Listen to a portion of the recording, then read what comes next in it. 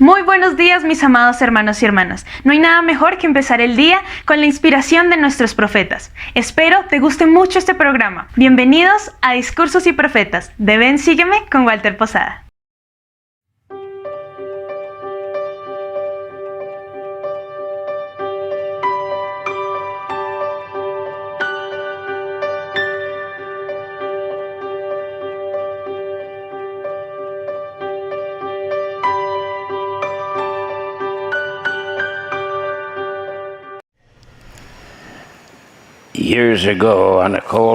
Hace años, una noche fría en una estación de tren de Japón, escuché un golpecito en la ventanilla de mi coche cama.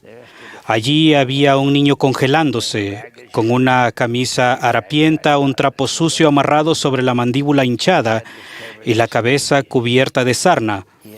Sostenía una lata oxidada y una cuchara, el símbolo de un huérfano mendigo. Al intentar abrir la puerta para darle dinero, el tren arrancó. Nunca olvidaré a aquel pequeño hambriento de pie en el frío, sosteniendo su lata vacía. Tampoco podré olvidar cuán impotente me sentí cuando el tren se alejó poco a poco y lo dejó de pie en la plataforma.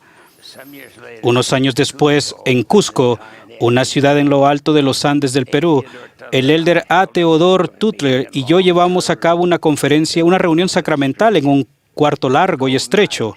Era de noche y hacía mucho frío. Mientras elder Tarol discursaba, un niño de unos 6 años quizás apareció por la puerta. Solo llevaba puesta una camisa harapienta que le llegaba hasta las rodillas. A nuestra izquierda se encontraba una pequeña mesa con un plato de pan para la Santa Cena.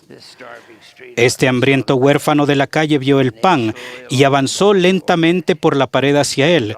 Cuando estaba casi por llegar a la mesa, una mujer en el pasillo lo vio y con un firme movimiento de cabeza lo expulsó hacia la noche. Yo gemí dentro de mí. El niño volvió más tarde.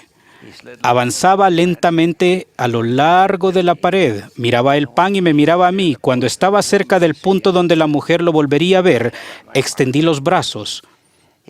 Él vino corriendo hacia mí y yo lo sostuve en mi regazo. Entonces lo senté en la silla del elder Tato.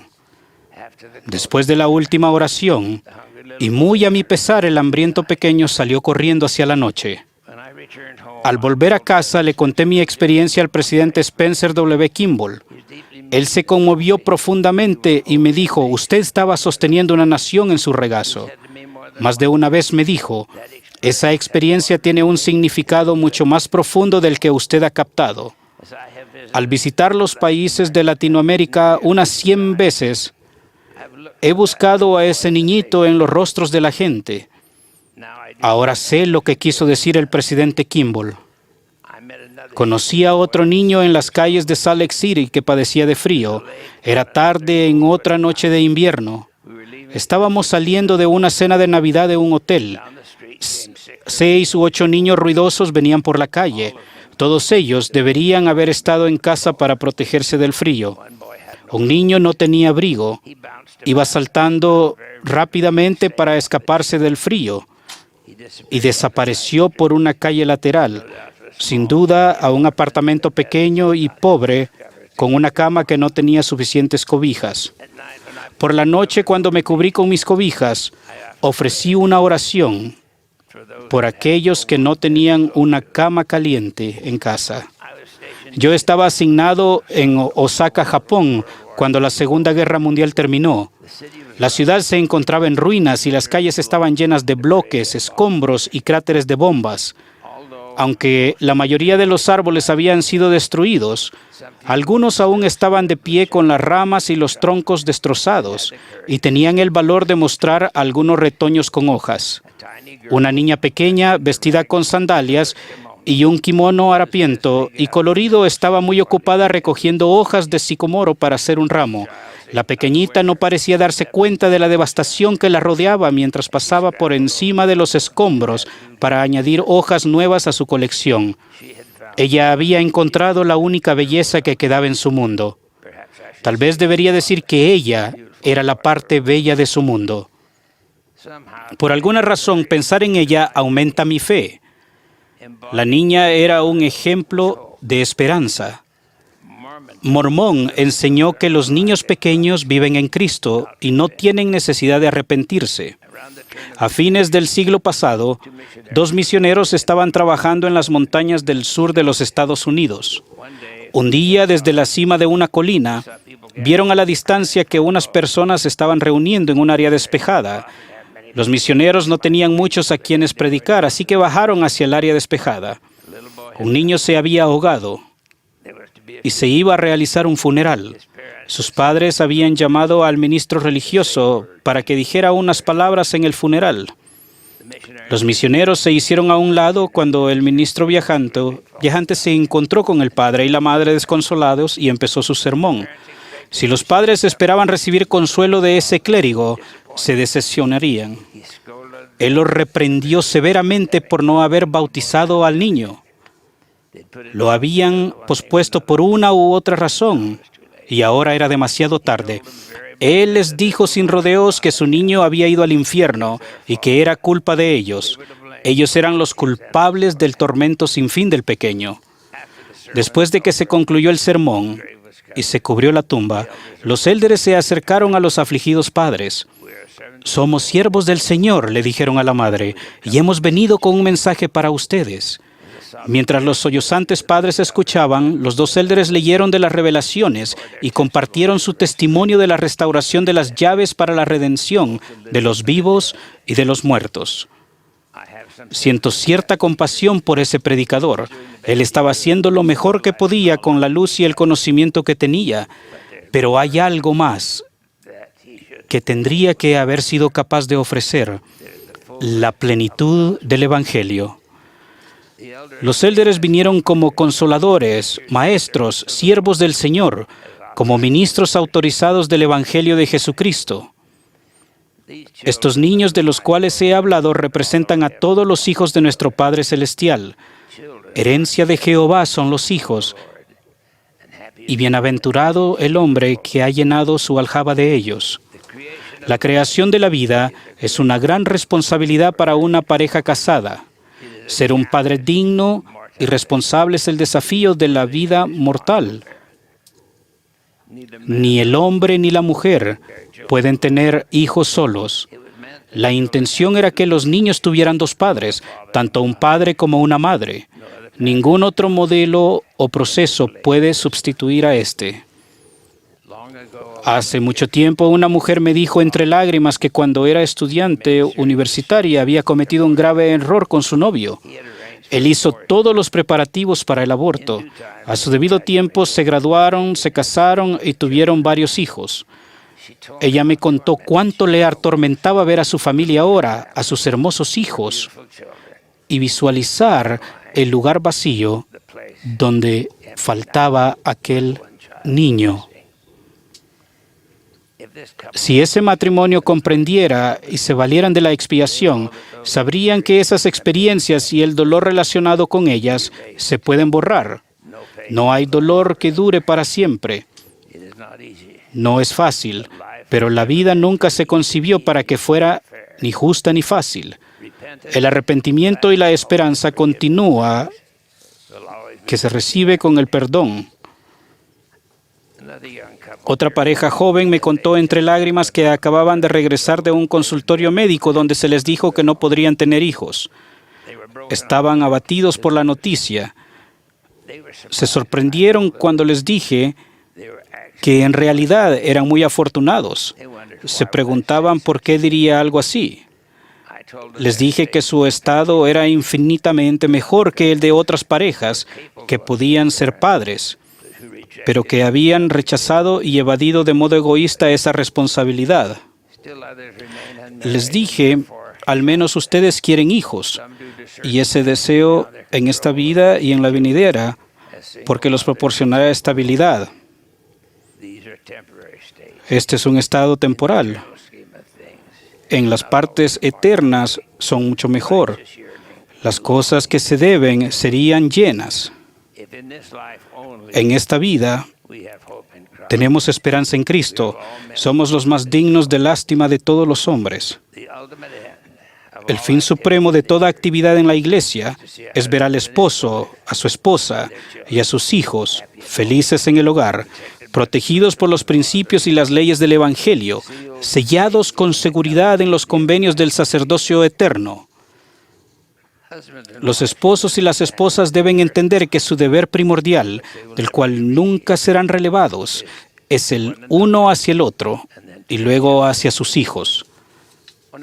Uno de los grandes descubrimientos de la paternidad es que nuestros hijos nos enseñan lo que es verdaderamente importante de la manera que nuestros padres nunca pudieron. Llegamos a reconocer la verdad de la profecía de Isaías, de que un niño los pastoreará. En Jerusalén, llamó Jesús a un niño, lo puso en medio de ellos y dijo: de cierto os digo que si no os volvéis y os hacéis como niños, no entraréis en el reino de los cielos. Así que cualquiera que se humille como este niño, ese es el mayor en el reino de los cielos. Y Jesús dijo: dejad a los niños venir a mí, y no les impidáis hacerlo, porque de los tales es el reino de los cielos. Y habiendo puesto las manos sobre ellos, partió de allí. Leemos en el libro de Mormón de la visita de Jesucristo al Nuevo Mundo. Él sanó y bendijo a las personas y les ordenó que trajeran a sus niños pequeños a Él. Nefi registra: trajeron a sus niños pequeñitos y los colocaron en el suelo alrededor de Él. Y Jesús estuvo en medio, y la multitud se dio el paso hasta que todos le fueron traídos. Entonces ordenó a la gente que se arrodillara. Con los niños a su alrededor, el Salvador se arrodilló y ofreció una oración a nuestro Padre Celestial. Después de la oración, el Salvador lloró y tomó a sus niños pequeños uno por uno y los bendijo y rogó al Padre por ellos. Y cuando hubo hecho esto, lloró de nuevo. Comprendo los sentimientos expresados por el Salvador hacia los niños. Hay mucho que aprender cuando seguimos su ejemplo al procurar orar, bendecir y enseñar a esos pequeñitos. Yo era el 10º en una familia de 11 hijos. Hasta donde yo sé, ni mi padre ni mi madre sirvieron en un llamamiento prominente en la iglesia. Nuestros padres sirvieron fielmente en su llamamiento más importante, como padres. Nuestro padre dirigió nuestro hogar en rectitud, nunca con enojo ni con miedo. El poderoso ejemplo de nuestro padre fue magnificado por el tierno consejo de nuestra madre. El Evangelio es una poderosa influencia en la vida de cada uno de nosotros, en la familia Packer, y en la generación siguiente y la siguiente y la siguiente, hasta donde hemos visto. Espero ser juzgado como un buen hombre como lo fue mi padre. Antes de escuchar las palabras "bien hecho" de mi Padre Celestial, espero escucharlas primero de mi Padre terrenal. Muchas veces he reflexionado el por qué fui llamado a ser apóstol y luego presidente del Quórum de los 12, a pesar de haber venido de un hogar donde el padre podría ser catalogado como menos activo. Yo no soy el único miembro de los 12 que se ajusta a esa descripción. Finalmente pude ver y entender que quizás esa circunstancia sea la razón por la que me llamaron. Y he logrado entender por qué en todo lo que hacemos en la iglesia, como líderes debemos proporcionar la forma para que los padres y los niños pasen tiempo juntos como familia. Los líderes del sacerdocio deben esmerarse para que la iglesia sea de beneficio para la familia. Hay muchas cosas sobre vivir el Evangelio de Jesucristo que no se pueden medir por lo que se calcula o se anota en los registros de asistencia. Nos ocupamos de los edificios, presupuestos, los programas y los procedimientos. Al hacerlo, es posible pasar por alto la esencia misma del Evangelio de Jesucristo. Con demasiada frecuencia alguien viene a mí y dice, Presidente Packer, ¿no sería bueno si...? Normalmente lo detengo y digo, no, porque sospecho que lo que sigue será una nueva actividad o programa que agregará una carga de tiempo y de recursos económicos a la familia. El tiempo de la familia es sagrado y se debe proteger y respetar.